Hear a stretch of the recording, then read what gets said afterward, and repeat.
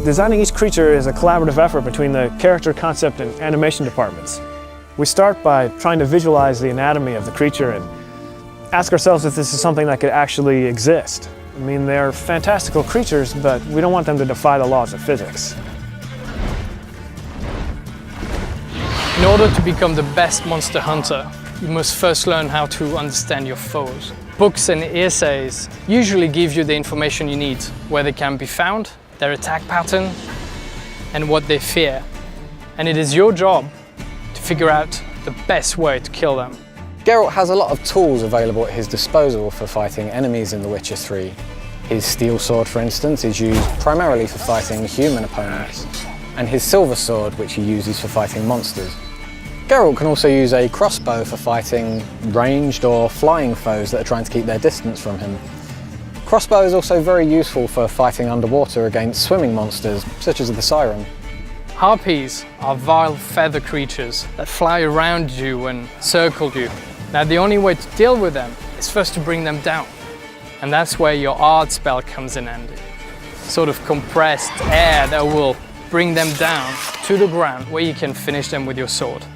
Some monsters in The Witcher 3 can actually swim. These can attack the player while he's in the water and even go as far as attacking his boat.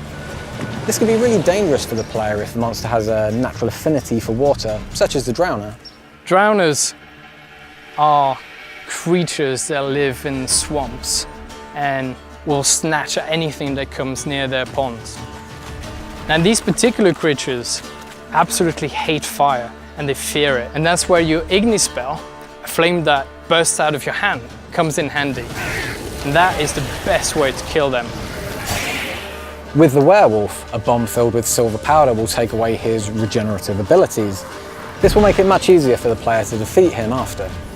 The player can use weapon oils to coat his weapons that will make them do enhanced damage against specific enemy types.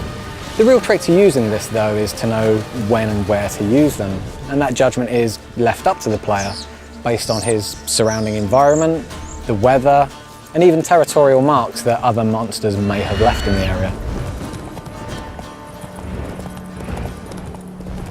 So we've created this complex behavior system in the game that actually allows these creatures to live in the world that they inhabit. They're never just going to spawn in front of you artificially, and they don't just interact with the player.